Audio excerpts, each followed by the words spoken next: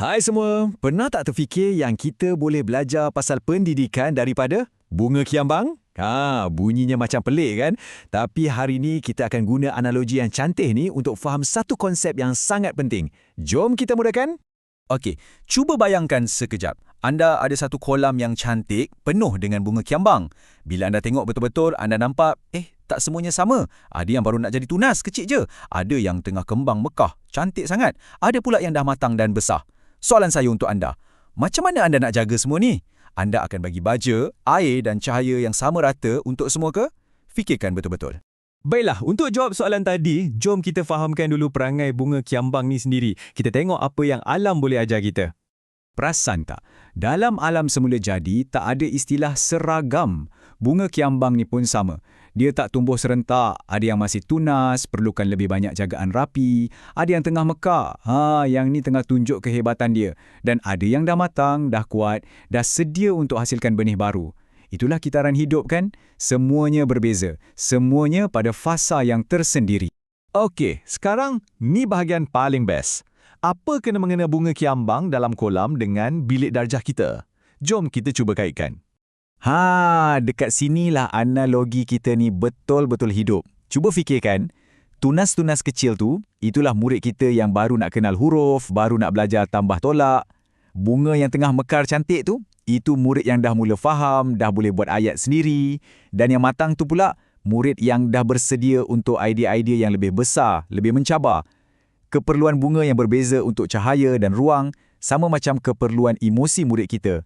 Ada yang perlukan lebih pujian kan? Ada yang perlukan cabaran baru supaya dia tak bosan. Jadi, setiap tahap pembesaran kiambang tu sebenarnya cerminan kematangan belajar setiap seorang murid kita.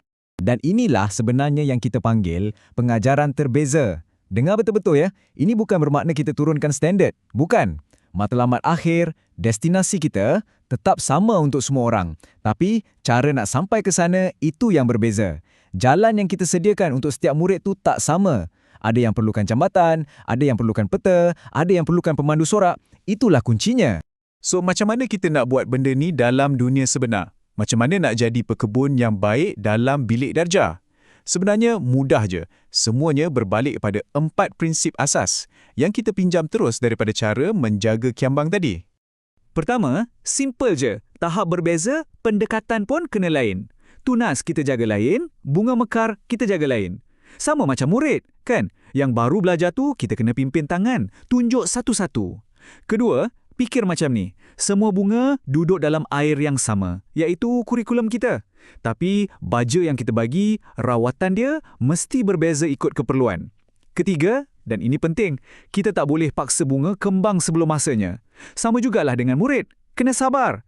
Dan yang terakhir, dah tentulah, hasil akhir bergantung pada cara kita menjaganya. Penjagaan yang baik akan hasilkan bunga yang sihat dan mekar. Jom kita tengok balik prinsip nombor 2 tadi. Ini poin paling penting saya rasa. Kurikulum memang sama untuk semua. Tapi cara kita sampaikan tu yang kena terbeza. Maksudnya apa? Maksudnya, kaedah kita mengajar tu mungkin lain-lain. Tempo atau kelajuan belajar untuk setiap murid pun tak sama. Dan yang paling penting, sokongan yang kita bagi, ada murid perlukan lebih. Ada yang perlukan sikit. Ingat, adil tak semestinya kena sama rata. Okey, jadi kalau kita betul-betul buat semua ni, kalau kita jadi pekebun yang hebat, apa hasilnya? Apa yang akan berlaku pada bunga-bunga dalam bilik darjah kita? Hasilnya, wow, memang luar biasa. Pertama, murid-murid kita akan jadi lebih yakin. Kenapa? Sebab mereka tak rasa gagal sentiasa. Kedua, mereka akan jadi lebih bermotivasi. Bila tugasan yang kita bagi itu just nice, tak terlalu senang, tak terlalu susah, mereka rasa tercabar dan nak buat lagi. Dan yang paling penting, mereka akan mula seronok untuk belajar. Dan tahu tak kenapa semua perubahan positif ni boleh berlaku? Puncanya satu je, tapi sangat mendalam.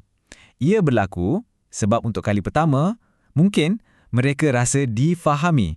Mereka tak lagi rasa macam sentiasa kena bersaing atau dibandingkan dengan kawan sebelah. Sebaliknya, mereka dihargai sebagai diri mereka sendiri. Perasaan difahami ini, percayalah, ia boleh ubah segalanya.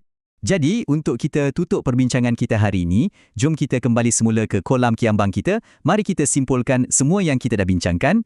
Inilah tanggungjawab kita sebagai pendidik, sebagai ibu bapa. Matlamat kita bukan nak paksa semua orang jadi sama, langsung bukan. Sebaliknya, Tujuan kita adalah untuk jadi pekebun yang sediakan tanah, air dan cahaya yang terbaik supaya setiap potensi yang ada dalam diri mereka tu boleh mekar bila tiba masanya. Jadi, sebelum saya akhiri, saya nak tinggalkan anda dengan satu soalan untuk direnungkan. Tak kiralah anda seorang guru, ibu bapa ataupun seorang kawan. Cuba pandang sekeliling anda, dalam bilik darjah, di rumah atau di kalangan kawan-kawan. Cuba fikir, potensi manakah yang sebenarnya sedang menunggu masa yang sesuai untuk mekar? Potensi siapakah yang cuma perlukan sedikit sentuhan berbeza daripada anda untuk benar-benar menyerlah? Fikir-fikirkanlah.